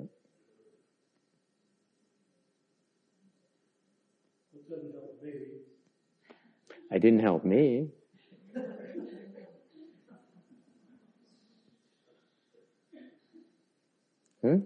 You get it? The Dharma is right there. But it takes 9 years. You need to prepare for 9 years before you can understand it. That's why we read it, we cannot understand it. Only Shen Guang understands it. At that moment only. If it were 2 minutes later, he would not get it. It has to be right then. Cái này là cái trí huệ của người thiền, vị đại thiền tri thức. Đời 9 năm trời. Từ khi nó chắc cái tay rồi, đợi giảng tiếp cho nó nghe. Okay? Giảng tiếp cho nghe. Nó là con muốn. Actually, there's more to it. I'm not revealing to you. I'm not telling you everything. You think, remember I told you, the story is that after, thầy chưa hề kể hết cái gì cái chuyện đâu. Siddhanta looks at, wow, I'm glad I came here. Now I know the secret of this Mahayana you could come bragging about. Cái ông thầy Tích Lan, ông chép miệng ông nói, trời, tới 3 tháng, bây giờ tìm được cái bí mật cái tụi đại thừa rồi. I said, he's about to reveal me the Mahayana secret, how to end birth and death. Okay? And but he missed it. Để thầy quên đó. Thầy tới trễ, he came late. We explained it already. You see? Remember the story. Thầy nghe cái chuyện nghe này. After Shen Guang cut off his arm. Nghe cái gì nghe cho kỹ nè.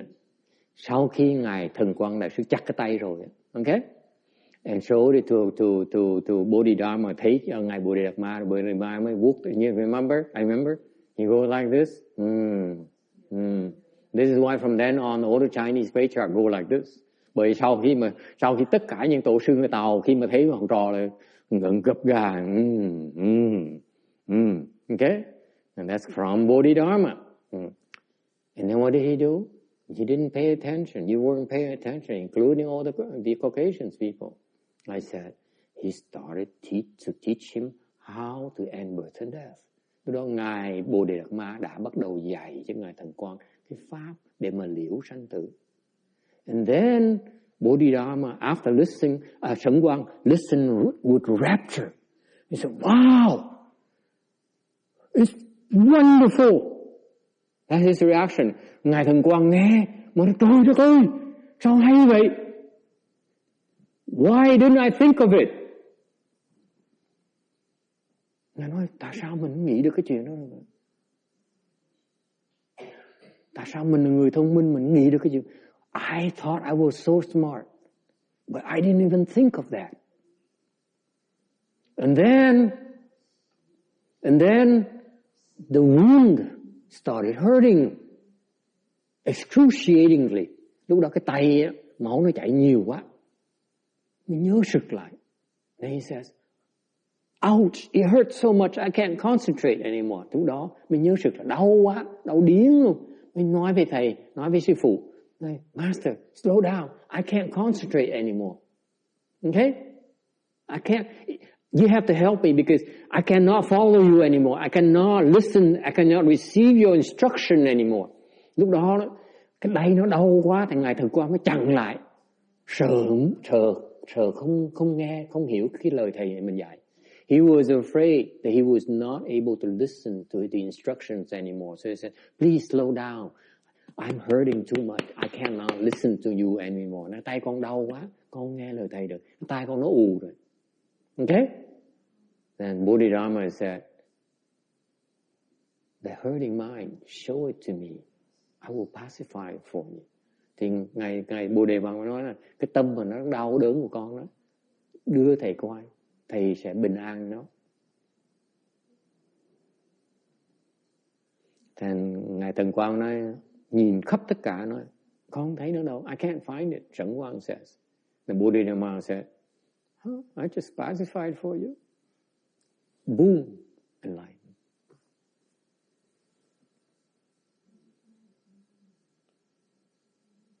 Okay? So I ask you the same question, you Chinese people, what are the instructions to end birth and death? Thì hỏi lại vấn đề cũ. See, the Americans, the Caucasians, and the Vietnamese, they're smart Alex. They say, hey, it's right there in the slide. I said, you're right. That's part of the answer. Before that, there's instructions on how to end birth and death. Where is it? The other half. You understand now? Nghe có hiểu không? Câu chuyện thầy rất rõ ràng. Mấy người Mỹ Việt Nam khôn đó là thì tìm cái tâm, thấy tâm có là giác ngộ thì nói đúng, đó là một nửa thôi. Cái nửa đầu tiên là cái pháp mà ngài Bồ Đề Đạt Ma đã truyền cho ngài Thần Quang làm sao để liễu cái sanh tử, đã truyền rồi. Thì khi mà ngài nói cái phần này mới là giác ngộ. Còn ngân nghe ly kỳ dễ sợ không? Một câu chuyện như thôi nó ly kỳ dễ sợ. Just only this 4 bullets on slide 647 is such a profound dharma right here.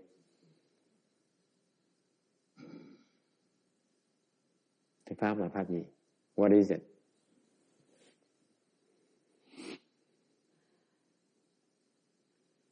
Tinh tùng ma ru chính. Can you follow?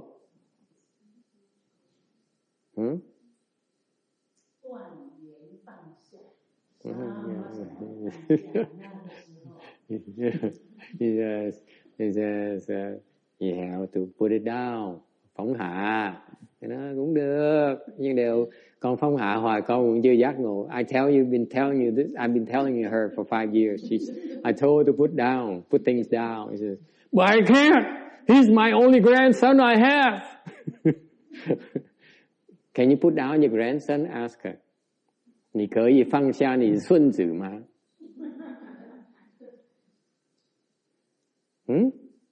可以吗？不可。目前是不可。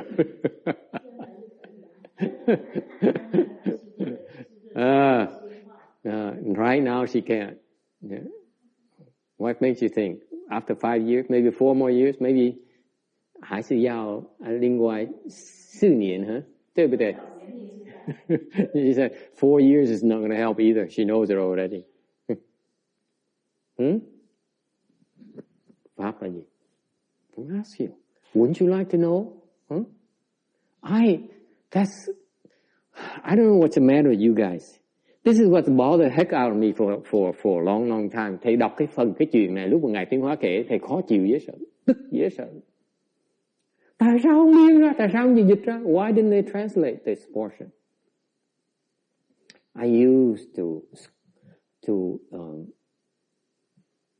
be upset at the Chinese for not translating this. Hồi đó thầy giận người Tàu lắm, nó giấu nghề.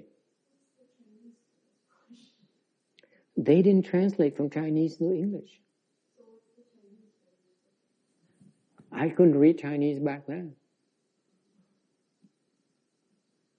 Có người hỏi là vậy cái phần chữ Hoa này đâu, thằng này đâu có đọc chữ Hoa được đâu. Yes. So where is it?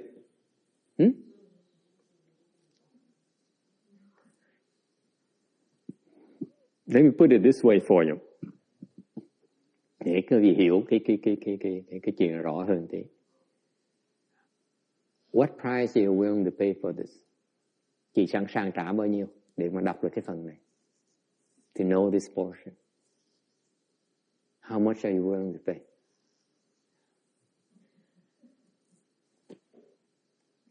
Don't laugh. When I hear a laugh, I don't like it.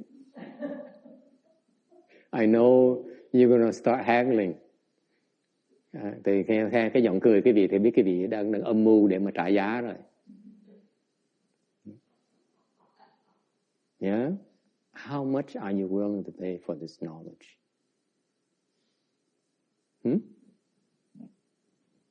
How much?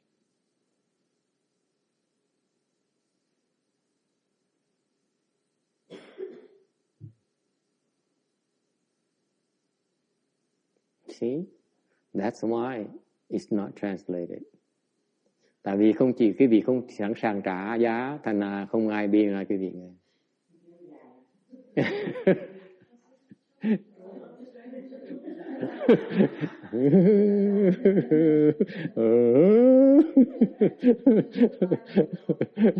I'm playing the violin now. Có người than phiền thầy đừng kéo dài đó.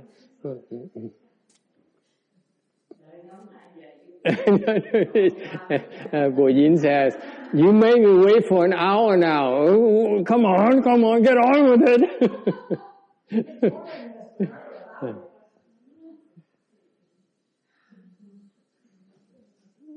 I gave you the answer already.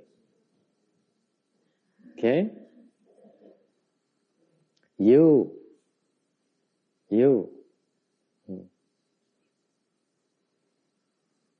This is meant. Oh, come in. This is meant for. I don't understand it because this is the monumental moment in the history of chant that I don't know why people don't want to record this. It's amazing to me that it's such a enormous moment in the history of chant, or the transmission or the teaching of chant. Why wasn't it written down? Right? I ask myself. Cái mà thầy thắc mắc rất lâu là cái chuyện nó quan trọng thì tại sao không có biên xuống? Why is it? Why is it we have to go through all this and then it's not even written down? Biên sách đủ thứ hết. They write down so many things, but not this transmission. Why not? Tại sao? An example of the mind-to-mind seal is something that can't be put into words.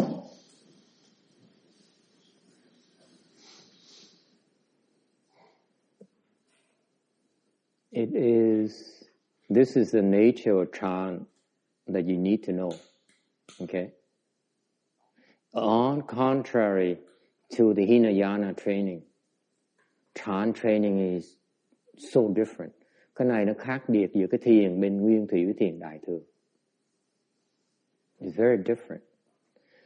The Hinayana transmission is written down. Tất cả những cái pháp bên nguyên thủy được biên ra, được ghi chép lại. It's all recorded. You know that? All the Hinayana meditation methods, all the Hinayana teachings are recorded. There's a record for it. There's a written record for that. Everything. Okay? Mahayana, because it came from the Buddha. Cái này là tại Đức Phật đã truyền cái pháp đó bên nguyên thủy và được ghi chép xuống bài đệ tử. Còn đây là cái pháp của người tổ truyền lại cho người Trung Hoa. This what happened is that the chant teaching is different because it occurred in China. where the patriarch transmitted to another patriarch. Okay? And they chose not to record it. This is Chinese. It's not a Vietnamese problem. It's not the Vietnamese fault. Okay? This is what you need to understand and makes you humble, because the Pali scriptures recorded everything the Buddha taught, but the Chinese scripture did not record everything the patriarchs taught to each other. They didn't. Why not? Tại sao như vậy? Why not? Yes? Well, I wonder if it has to do with the depth. Listen, from a Western educated person perspective, wouldn't you like to record it so that we can transmit it so that the world knows, so that we know what to do in order to accomplish and understand Mahayana Buddhism? Wouldn't you like to? Well, yeah. Wouldn't you? Yeah. It bothered me for so many years. I said, what is this nonsense about these Chinese? They will not put it down. What's wrong with them? I'm asking you. It bothered me for so long. Yes. It is because every single mind is different and it has been experienced different ways. Close. Mỗi cái người mỗi khác, mỗi trường hợp mỗi khác. Close. Yes. See, this is why, Bhante, I'm warning you. Don't think you understand everything about Buddhism. No. There's so much that the Chinese know that's not even written down. The sages, the bodhisattvas who came and said, I've been there, I know how to get there, here's how you do it. But it's not written down. Some of the experiences cannot be described in words. That's right. Very good. That's right. Yes? And it takes the commitment of the disciple. Commitment, yes. Nhiều khi không gì mô tả bằng chữ được. Mình cần cái sự quyết chí. Yes? I think that it's at this high level that the instructions are unique for the persons, and that it wouldn't actually do a lot of good to talk about it to everybody else. I think it has to be special instruction. You couldn't duplicate it. Close. Very good. You see, now you're getting closer, but you see the perspective. The academians, they look at this and say, "This is nonsense. You guys are nonsense, because what's wrong with just writing down everything so that everyone knows, so that we can all benefit from it? Isn't that what you want after all?" They said, you Mahayana people saying that you're benefiting every living being, you don't discriminate, and yet you're not willing to transmit your teaching. You're shooting yourself in the foot, aren't you? Right? Especially these Caucasian people, and they say, "Oh, now I know these Chinese people cannot be trusted. I always knew that."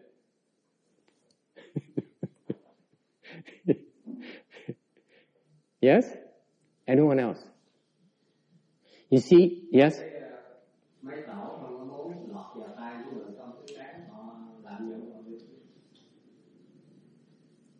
Close. All of you got it all right. But this is the one thing you forgot. You don't realize. This is the spirit Mahayana. Cái này là đặc sắc của cái đại thừa mà quý vị không thể nào thấy được. I know you. I've been dragging my feet for the last hour and a half. I know that. I know, and I know you. Goyin is getting impatient. Can you just spit it out? Why can't you give it to me? Cái cô Quảng Ngân, cô Sùng của này, thầy cứ kéo già cà kê ngộn cả tiếng rưỡi đồng hồ rồi. Vâng, nhất định không nói. She knows I'm not going to say it. Cô biết trước là thầy không nói rồi. Yes. Well, you know, it's really fascinating because you have been dragging it out of us this whole time, but you're dragging it you're giving us to it, to a way of our understanding. This is the depth of Mahayana. The depth of it. This is why it's so profound. Unless someone explains to you, you will not be able to get it. Yeah. You can read all you want. You're not going to get it. Okay? Why not? It's all the reasons about with one thing in common. Wasn't there a mind-to-mind transmission? Close. That's the second time it's mentioned. Yes. Mind-to-mind transmission. What else? You know why? Would you like to know why? Why not? Would you like to know? Yes. You gentlemen are so blessed. This is one of the deepest secrets in Mahayana that people don't even talk about. Okay? Because and ladies, and because I read about this story 20 years ago. It bothered the heck out of me. I said, why didn't you translate into Chinese, into English? What's the matter with you Chinese people? Okay? I'm about to tell you why it's not translated, why it's not written down. It's only Mahayana. The Hinayana, they tell each other everything.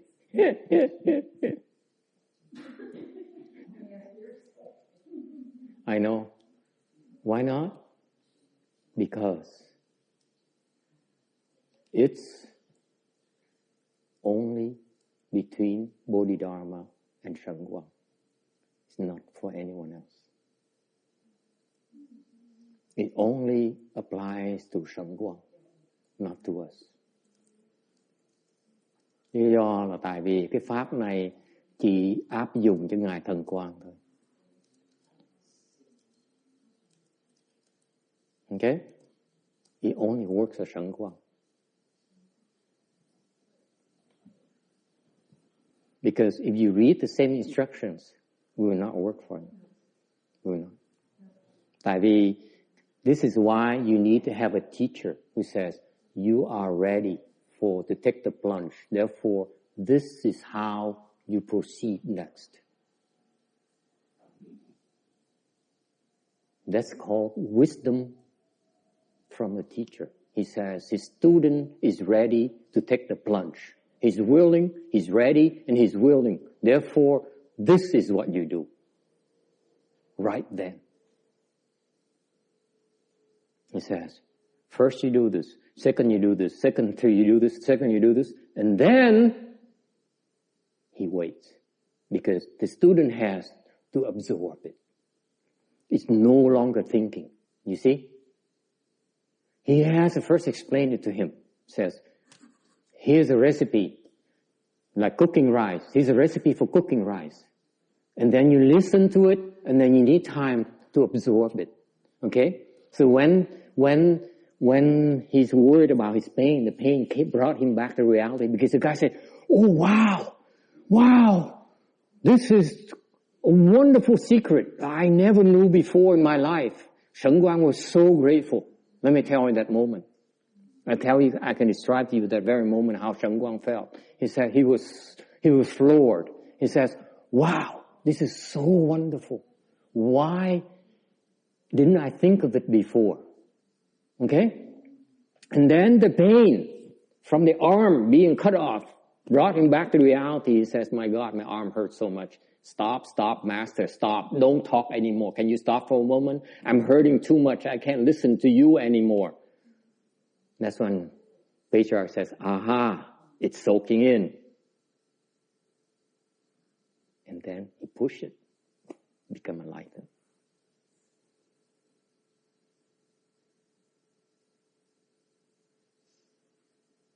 Okay, so if you write it down, the instruction, step 1, 2, 3, 4, 5, okay? And you say, this is what Shengguang had to do, understood, to become enlightened. And then you read it, and then you read next line, bring your mind to me, I pacify it. And you say, how come I'm not enlightened? What's the matter with this thing? This thing doesn't work, obviously. So, are you helping? Are you hurting? That's why it's not written down. It's meant to be taught by the master to the student when the student is ready for it. That's Mahayana Bhante. You will not read it anywhere. I dare you to find anywhere in all the Chinese scriptures, Ask all the Chinese people here today and in the world.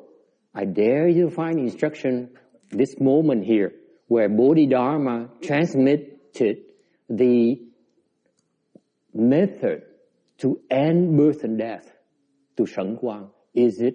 Are those instructions written down anywhere? I declare to you, it's not, for those reasons.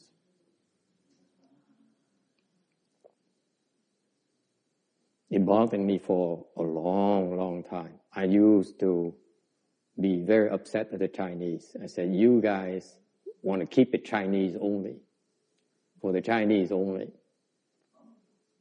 Okay? And they do. Does it make sense to you? So, I may ask you this. If you think that he didn't teach you, you really believe he didn't teach you? They show you how to do it already. The story tells you what you need to do already. You need to work hard. You need to be patient for a long, long time. Number 3, are you prepared to make the ultimate sacrifice for your wisdom life to kick off? If you are ready, then your teacher will teach you. He taught you already. At that point in time, it's your instructions, not mine. It's for you only. Because that's what you need to do to escape. Does it make sense? Yes. So why do you bother right now? What's the point in telling you right now? Because you're not ready for it. By the time you're ready for it, the instructions will be different. It will be different. Trust me. Because right now, it's different right now. Okay? Quý vị hiểu không? Là tại sao phải nói cái vị này? Đã dạy cái vị rồi mà. Chỉ cần làm như vậy thôi. Chỉ có tu nè. Chỉ có tinh tấn nè. Có kiên nhẫn nè. Đó trồng phước nè. Khi mà đủ phước, đủ hết rồi, nhân duyên rồi thì được người thầy dạy. Dạy sớm làm cái gì? Dạy sớm bây giờ nó vô ích. Chứ nghe rõ không? Just for example, part of the instruction we give you is, we started already. Recite the Buddha's name. Because you go to the Pure Land, you meet the Amitabha Buddha. When you're ready, Amitabha says, this is what you need to do next.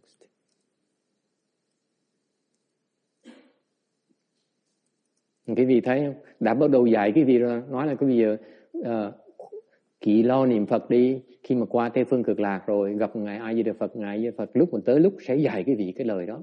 Tôi đã dạy trước rồi. So now, today, ever since I understood that, I became at peace with the Chinese. I no longer blame the Chinese. Nên thầy rất mà hoan hỉ nói cái việc khi mà thầy hiểu được cái đó rồi, thầy không còn giận người Tàu nữa. I'm no longer upset at the Chinese.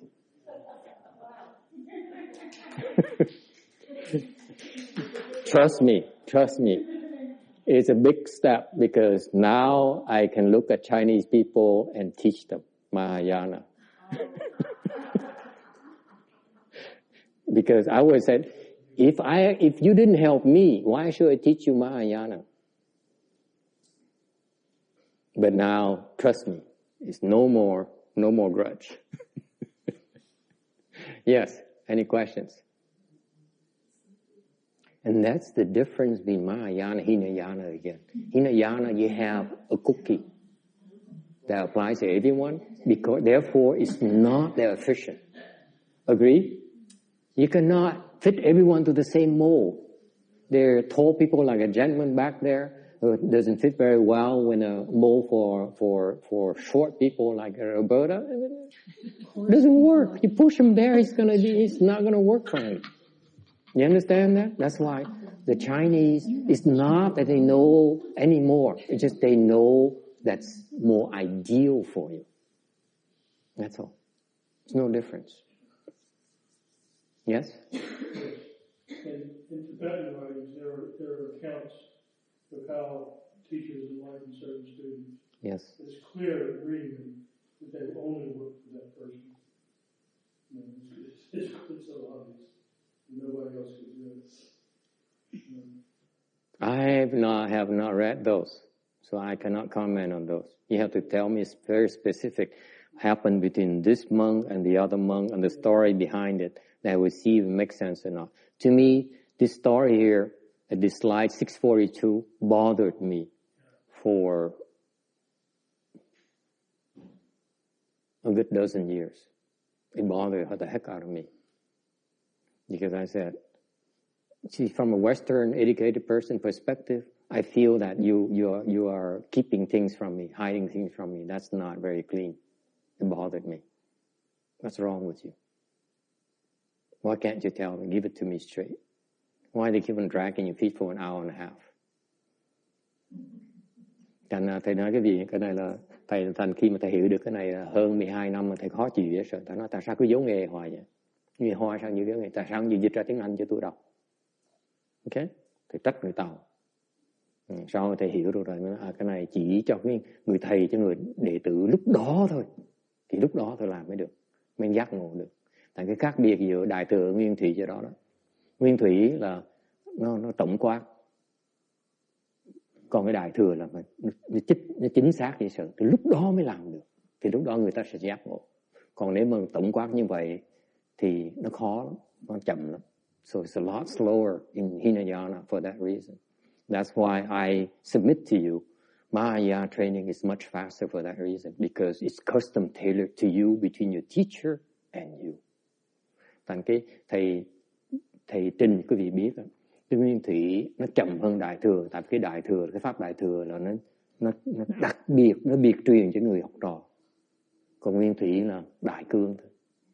Tại Nguyên Thủy không có cái gì đặc biệt cho người học trò ấy. Okay? There is no such specific instructions for the Hinayana. I am talking about specific instructions for a second patriarch who received instruction to become enlightened from his teacher at that moment.